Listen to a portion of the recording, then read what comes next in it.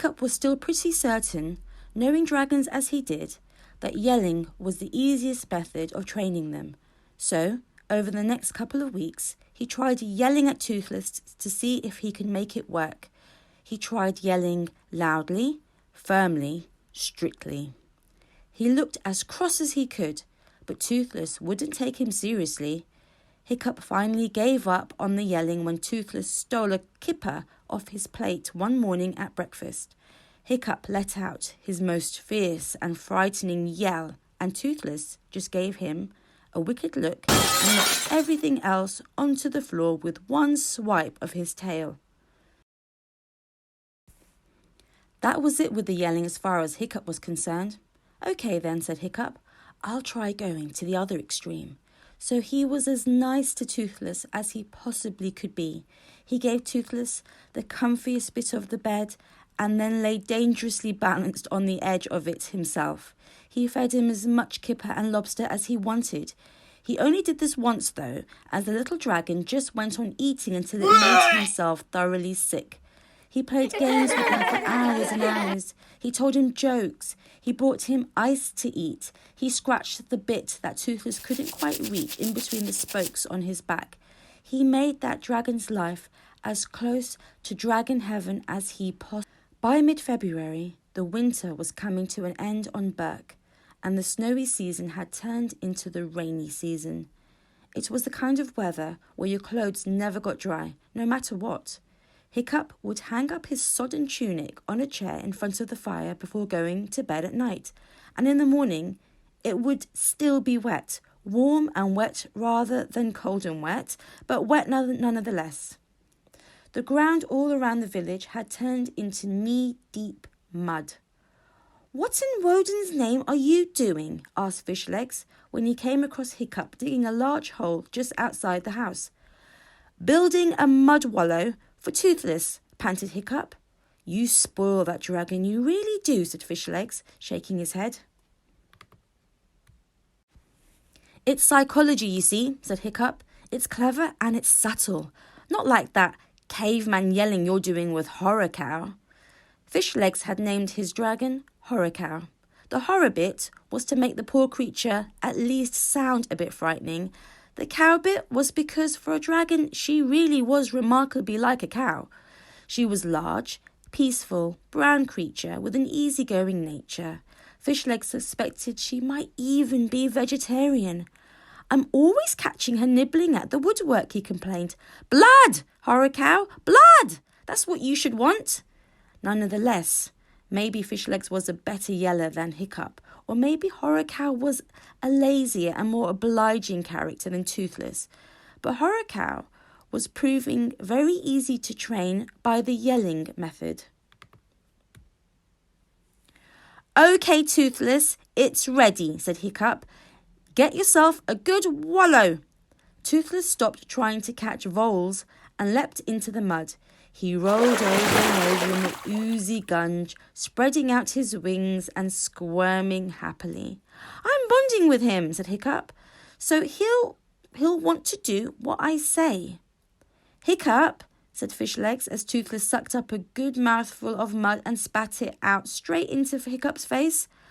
"I may not know much about dragons, but I do know that they are the most selfish creatures on earth. No dragon is ever going to do what you want out of gratitude.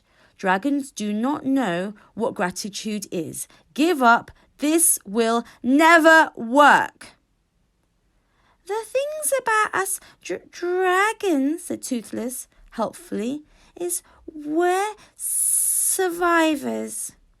We're not like soppy cats or dumb dogs falling in love with their masters and yucky things like that. Only reason I ever do what a man wants is because he's bigger than us and gives us food." "What's he saying?" asked Fishlegs. "Pretty much what you're saying," said Hiccup. "Never trust a dragon," said Toothless cheerfully, hopping out of the wallow and helping himself to one of the winkles that Hiccup had found for him. Toothless was particularly fond of winkles. "Just like picking your nose," he said. "That's what my mother taught me in the nest, and she should know." Hiccup sighed. It was true. Toothless was cute to look at and very good company, if a little demanding. However, you only had to look into his big, innocent, heavily lashed eyes to realize that he was totally without morals. The eyes were ancient, the eyes of a killer. You might as well ask a crocodile or a shark to be your friend. Hiccup wiped the mud off his face. I'll think of something else, said Hiccup. February turned into March, and Hiccup was still thinking. A few flowers made the mistake of appearing and were immediately blasted out of existence by a couple of hard frosts that had kept themselves back for this very purpose.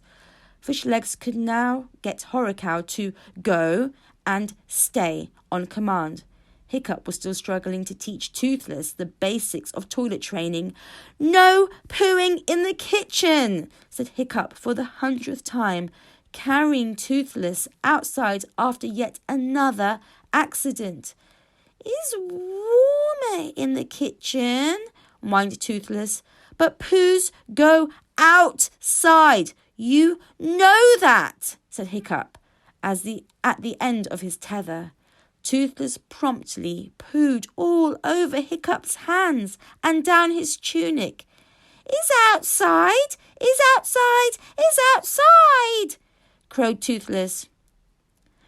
At this inopportune moment, Snotlout and Dog's Breath came sauntering past Stoic's house on the way back from the beach, their dragons on their shoulders. Well, sneered Snoutlot.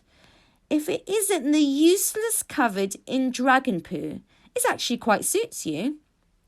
Ha ha! Snorted Dog's Breath. That's not a dragon, jeered Sea Slug.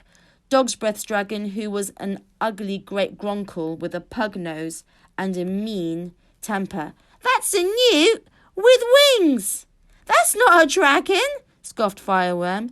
Snotlout's dragon, who was as a big bully as her master.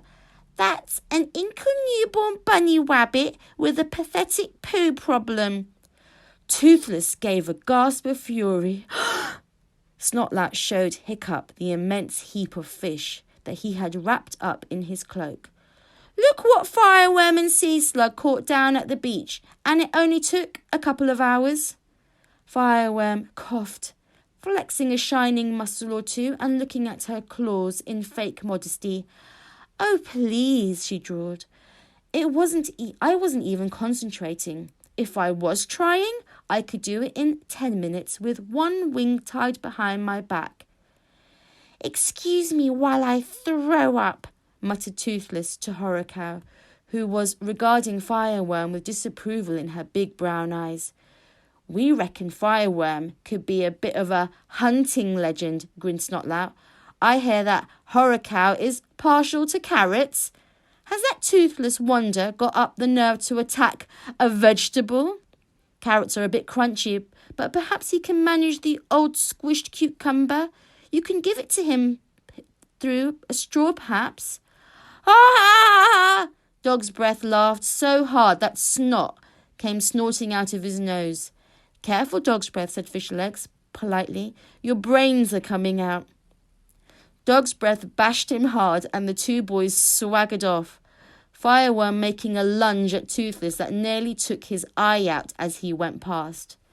As soon as they were safely out of earshot, Toothless jumped out of Hiccup's arms and coughed out a sheet of flame in a menacing manner. Bullies! Yellow bullies! Come closer and Toothless will fry you to a frazzle. Toothless, drag out your guts and play him on a harp. Toothless, well, you just better not come any closer, that's all. Oh, very brave, Toothless, said Hiccup sarcastically. If you shout louder, they might even hear you.